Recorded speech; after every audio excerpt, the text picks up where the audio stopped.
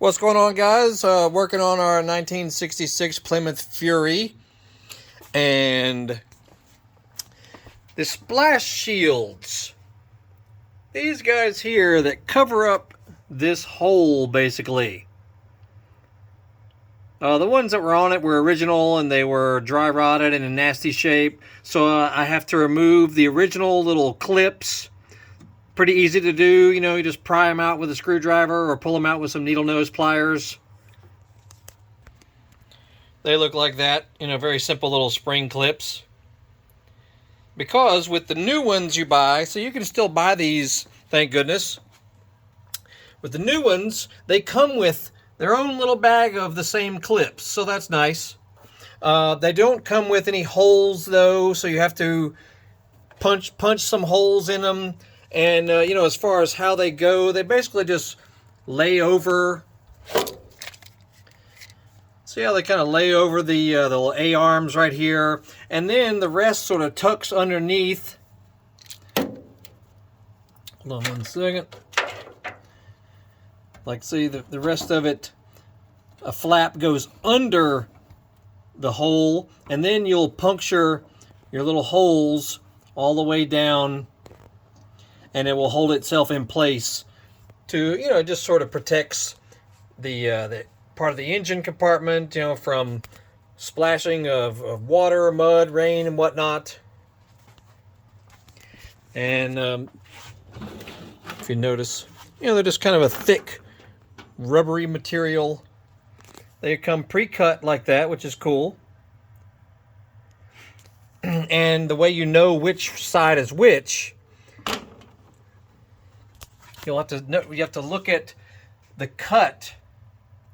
See how the cut is kind of slanted? And on this side, it's the same way. The cut is very slanted towards the front. And the little curve also, see this little curve right here? The curve faces forward also. Okay, and same thing on the other side. The little curve is what sits on top of the little A-arm. So, and I am using just a sharpened pick.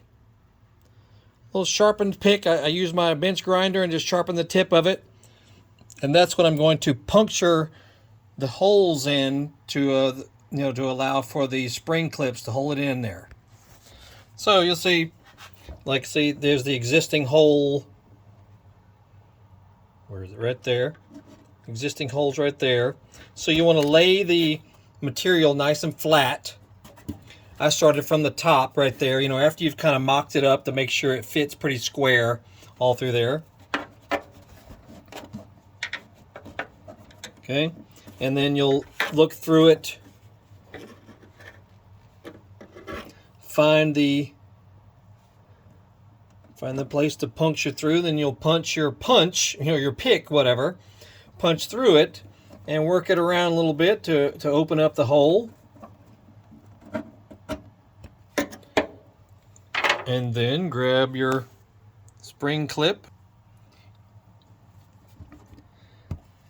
And you will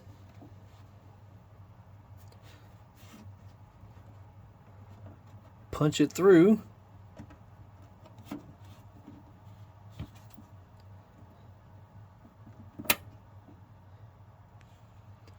Okay, and you could probably do it without punching a hole through it, you know, with your pick. You could probably do it without that, because this material, you know, is pretty easy to puncture.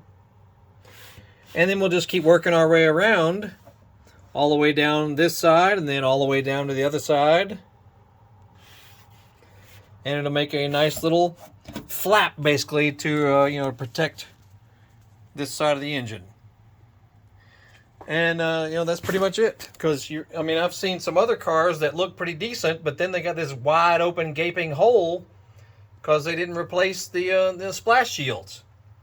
So you kind of should do that, you know, especially if you're doing a partial restoration, even if you're not, you know, if you're just fixing your car up, you know, because most of the older cars all had these splash shields.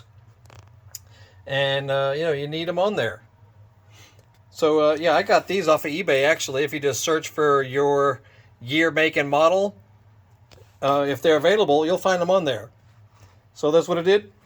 So yeah, we're getting closer on this big boy. You know, this is a 360 V8, 5.9 liter, and runs excellent. It's got your little Edelbrock AVS2 carburetor sitting on top of an Edelbrock RPM AirGap Intake Manifold.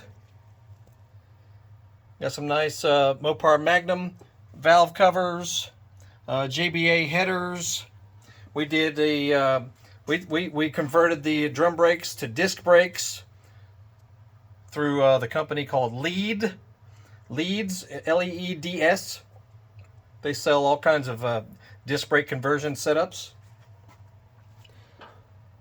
It's got a Carter fuel pump, you know, electric fuel pump in the back, which feeds into this Holley fuel regulator. That's also being displayed with the Marshall fuel gauge. And anyway, we got plenty of other videos about this car. So if you got, you know, older cars, and we got tons of other videos too, you know, new and old stuff, motorcycles, dirt bikes, ATVs, scooters, mini bikes, you know, all kinds of stuff on our channel. So have a look on our channel.